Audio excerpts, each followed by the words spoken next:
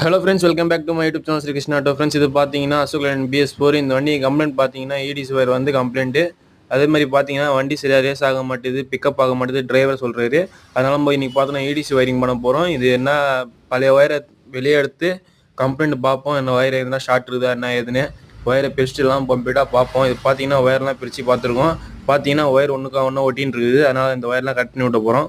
Cut பண்ணி வேறு wire joint வச்சுட்டு சால்ட்ரிங் பண்ணிட்டு மாட்ட போகிறோம். இது பார்த்தீங்கன்னா EDC ஒயரு. பார்த்தீங்கன்னா ஒரு ஒயரை நம்ம கண்டுபிடிச்சிட்டு தான் சால்ட்ரிங் பண்ணியிருக்கோம். பழைய EDC ஒயரை நம்ம அதே ஒயரை கட் பண்ணி மாட்டுறோம். ஏன்னா புது EDC ஒயர் வாங்க போனால் 47 ரூபா 48 ரூபா கிட்ட வருது. அதனால் இதே ஒயரிங்கை நம்ம கட் பண்ணி விட்டு மாட்டி விட்டுற போகிறோம்.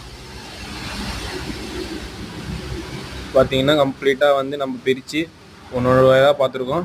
அதே மாதிரி பார்த்தீங்கன்னா இதுதான் EDC ஒயரு. நான் வந்து இப்போ கழட்டும் போது நான் உங்களுக்கு காமிக்கல, ஏன்னா பையன் ஃபஸ்ட்டே கழட்டிட்டான்.